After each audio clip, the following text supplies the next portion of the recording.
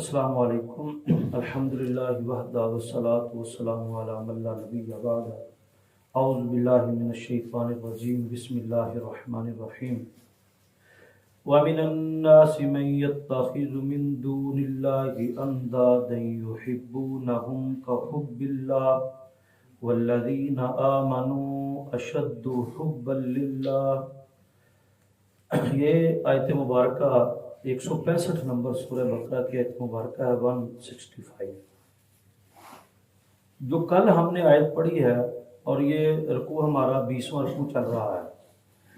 کل اللہ رب العالمین جو آیت مبارکہ ہم نے کل پڑھی ہے، اس میں اللہ نے اپنی کمال قدرت اور کمال تخلیق کریشن کا تذکرہ کیا کہ اللہ نے اتنا بڑا آسمان بغیر ستونوں کے کھڑا کیا ہے، زمین بنائی ہے، اور دریا ہیں جو چلائے ہیں، پھر ان میں کشتیاں چلائی ہیں، پھر چوپائے پیدا کیے ہیں، پھر زمین میں سے اناج اگایا، آسمان سے بارش کو برسایا، اور پھر ہوائیں چلائیں، پھر ان میں بادل ہیں جو زمین و آسمان کے درمیان مسخر ہے۔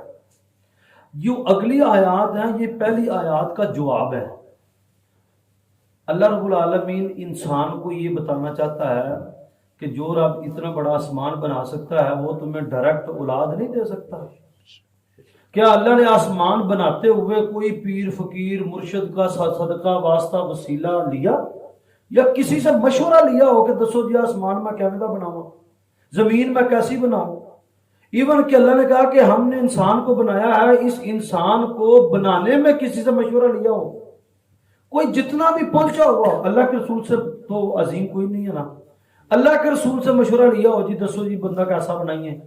اللہ رب العالمین نے جس کو جہاں چاہا، جیسے چاہا، جب چاہا پیدا کر دیا۔ وہ اکیلا مالک ہے انسان کے جسم کا، اس کی آنکھوں کا، اس کی پیشانی کا، کیونکہ اس نے دونوں ہاتھوں سے انسان کو تخلیق کیا۔ جب اللہ اتنی بڑی کائنات بغیر کسی صدقے واسطے وسیلے سفارش، نہ کوئی لجپال، نہ کوئی داتا، نہ حجویری، نہ کوئی غوث، نہ کچھ بھی نہیں، تو پھر ایک انسان کو روز کی روزی روٹی دینے میں اللہ کو کیا مسئلہ ہے؟ انسان اللہ کا در چھوڑ کر کسی اور کا واسطہ وسیلہ کیوں ڈالتا ہے، جبکہ اللہ نے ڈائریکٹ اپنے ہاتھوں سے انسان کو بنایا ہے، اور انسان سے بڑی بڑی چیزوں کو اللہ نے ڈائریکٹ پیدا کیا ہے، ڈائریکٹ بنایا ہے۔ تو یہ پچھلی جو آیت اللہ نے بیان کی ہے، یہ آیت اس کا جواب ہے۔ وَمِنَ النَّاسِ مَن يَتَّخِذُ، اور لوگوں میں سے ایسے بھی ہیں، مَن يَتَّخِذُ مِن دُونِ اللَّهِ أَندَادًا، جن لوگوں نے اللہ کو چھوڑ کر اللہ کے مد مقابل شریک ٹھہرائے ہوئے ہیں، اور حالت کیا ہے؟ یحبونہم کحب اللہ، وہ ان سے ایسی محبت کرتے ہیں جیسی اللہ سے کرنی چاہیے۔ تو اللہ کا یہ گلہ، یہ شکوہ، ما قدر اللہ حق قدری، ان لوگوں نے تو اللہ کی قدر ہی نہیں کی جیسی اس رب کی قدر کا حق تھا۔ ما لکم للہ وقارا، تم لوگوں نے تو اللہ کا وقار، اللہ کی ٹور، اللہ کی شان ہی نہیں پہچانی جو اللہ کی شان ہے، جو اللہ کی ٹور ہے، اللہ کا وقار ہے۔ ما لکم للہ وقارا، تم لوگوں نے تو اللہ کا وقار ہی نہیں جانا کہ اس کا وقار کتنا بلند ہے۔ تو یحبونہم کحب اللہ، ان لوگوں نے ان سے ایسی محبت کی جو اللہ سے کرنی چاہیے۔ والذین آمنوا اشد حبا للہ، ایمان والے تو وہ ہیں جو شدید محبت اللہ سے کرتے ہیں۔ وَلَوْ يَرَى الَّذِينَ ظَلَمُوا إِذْ يَرَوْنَ الْعَذَابَ أَنَّ الْقُوَّةَ لِلَّهِ جَمِيعًا، جب یہ قیامت کے دن عذاب دیکھیں گے، اور اگر وَلَوْ يَرَى الَّذِينَ ظَلَمُوا، یہ ظالم لوگ، اللہ نے مشرک کو ظلم کہا ہے، ان الشرک لظلم عظیم، ہوتے جی فلاں کے ساتھ زیادتی ہو گئی، فلاں کے ساتھ زیادتی ہو گئی، فلاں مختلف زیادتیاں، سب سے بڑی زیادتی اللہ کے ساتھ شرک کرنا ہے۔ اصل میں ہمارے دل کی کیفیات ہیومینٹی اور انسانیت کے آڑ میں عقیدے کو ٹھیس یہ پہنچی ہے کہ ہمیں کسی کے ساتھ زیادتی تو زیادتی نظر آتی ہے، لیکن رب کے ساتھ شرک زیادتی نظر نہیں آتی۔ جی وہ تو عقیدے کا مسئلہ ہے، جی وہ تو عام مسئلہ ہے، جی وہ تو فرقہ ہے، جی وہ تو تفرقہ ہے۔ اتنا لائٹ عقیدے کو، عقیدہ توحید کو اتنا لائٹ سا بنا دیا ہوا، اتنا لائٹ سا بنا دیا ہوا ہے، لیکن دنیا کی زیادتیاں بڑی بڑی زیادتیاں لگتی ہیں، اتھرو بھی گرتی ہیں، آنسو بھی آتے ہیں، میرے زیادتی ہوگی۔ لیکن اللہ رب ان الشرک لظلم عظیم، شرک سے بڑھ کر زیادتی کوئی نہیں ہو سکتی، شرک سے بڑھ کر ظلم کوئی نہیں ہو سکتا۔ تو ولو یری الذین ظلموا، اگر یہ دیکھ لے ظالم مشرک لوگ اذ یرون العذاب، جب وہ عذاب قیامت کے دن دیا جائے گا، آج دنیا میں اگر ان کو دکھا دیا جائے تو ان القوت للہ جمیعا، تو یہ کہیں گے آج ہی کیا اٹھیں کہ یہ ساری کی ساری قوت تو اللہ کی ہے۔ یہ اللہ نے پتہ کیوں بات کی ہے؟ اللہ نے یہ بات قوت کی مماثلت کے لیے، کمپیریزن کے لیے اللہ نے بات کی ہے۔ تو یہ بات جو ہے وہ اس کے ساتھ لکھ ان القوت للہ جمیعا، پوری کی پوری قوت۔ آج بھی یہ جان لینا چاہیے کہ ساری قوت اللہ کے پاس ہے، اولاد دینے کی، رزق دینے کی، مشکلوں سے نکالنے کی، سب قوت اللہ کی۔ وَأَنَّ اللَّهَ شَدِيدُ الْعَذَابِ، ہاں اللہ پھر ایسے مشرک کو شدید عذاب دینے والا ہے۔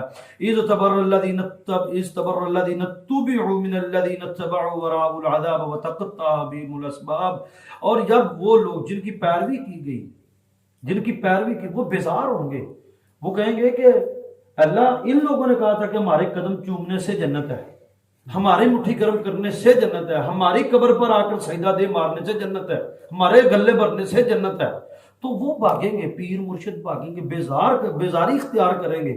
تو نہیں اللہ یہ جھوٹ بول رہے ہیں، ہم نے نہیں ایسا کہا، اللہ انہوں نے ایسا کہا۔ تو وراب العذاب، تو ان دونوں کے اوپر پھر اللہ رب العالمین عذاب کو لے کر آئے گا، اور وتقطع بهم الاسباب، ان دونوں کے درمیان پھر بحث مباحثہ تعلق اللہ توڑ دے گا، ختم کر، دیوار عائل ہو جائے گی، مرشد اور پیر ادھر تے مریدین ادھر، جہنم میں دونوں جائیں گے ایک دوسرے کے سامنے، لیکن اللہ بحث کو ختم کرے، وتقطع بهم الاسباب، اب ایک دوسرے سے مت لڑو۔ یہاں پر اب تمہیں پتہ چل گیا کہ پوری کی پوری قوت اللہ کی ہے، تے دنیا تے ساری قوتیں نہ دیتے ہوئے اسی تہاڈی نظر چ، تو اللہ رب العالمین نے کہا وتقطع بهم الاسباب، اللہ ان کے درمیان اسباب کو ختم کر دے گا۔ وقال الذين اتبعوا لو ان لنا كرة فنتبرأ منهم كما تبرأوا منا، اس وقت مریدان کہیں گے اللہ ایک دفعہ ان کو بھی اور ہمیں بھی دنیا میں واپس بھیج دے، اور آج انہوں نے جیسے ہم سے نفرت اور ہمارے ساتھ لا تعلقی اور ہینڈز اپ کیے ہیں ہم سے، اور دنیا سے ہم ساڈے کو لے لے کے کھاندے رہنے، آج ہم سے جو ہینڈز اپ انہوں نے کیے ہیں، ایک دفعہ ان کو بھی اور ہمیں بھی دوبارہ دنیا کے اندر بھیج دے، اور ہم ان سے ایسے نفرت کریں گے جیسے یہ آج ہم سے نفرت کر رہے ہیں۔ کتنی کمال بات اللہ نے بیان کی ہے۔ اور آگے کما تبرؤ منا کذالک یریہم اللہ اعمالہم حسرات، اللہ کہیں گے کہ ہم نے اب ان کے اعمال ان کے سامنے حسرت اور ندامت بنا کر دکھائے، یعنی کہ جو غلے ان کے برے جنت کے لیے، اور وہ حسرت کے ساتھ اپنے ہاتھ کاٹیں گے، انہاں گلیاں دے نال اللہ دی راہ دتا ہوندا تے اج سانوں کچھ نہ کچھ لب جاندا۔ جو ان کی خدمتیں کی ہوئی، وہ جو اعمال انہوں نے کر رکھے ہیں دنیا میں ان کو راضی کرنے کے لیے، وہ حسرت بن جائیں گے، ندامت بن جائیں گے۔ بعض دفعہ بندے کے منہ سے ایسی بات نکل جائے جو بعد میں سامنے آ جائے، تو بندے کا فرسٹ پوائنٹ یہ ہوتا ہے کہ کسی طریقے پوری گل گل نکل جائے، میرے منہ تے گل نہ آئے، باقی میں سارا ہینڈل کر لوں کیونکہ اس کے منہ سے نکلی ہوئی ہے اور ریکارڈ ہوئی ہوئی ہے۔ تو وہ حسرت اور ندامت سے اپنے ان اعمال کو دیکھیں گے کہ اے ساڈے پلڑے میں نہ ہوتے تو پھر ہم جنتی ہوتے۔ اتنی نفرت ہوگی ہمیں ان اعمال سے جو اس وہاں پر کیے ہوئے ہیں۔ تو اعمالہم حسرات علیہم، ندامت، حسرت، ہائے افسوس کر کے دکھا جائیں گے۔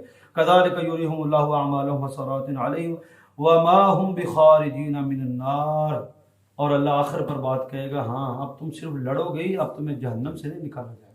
وما ہم بخارجین من النار، اب تم دونوں جہنم سے نکل نہیں سکتے، تم دنیا میں دوبارہ جانے کی بات کرتے ہو، تمہیں جہنم سے ہی نہیں نکلنے دیں گے۔ اللہ رب العالمین عمل کی توفیق عطا فرمائے۔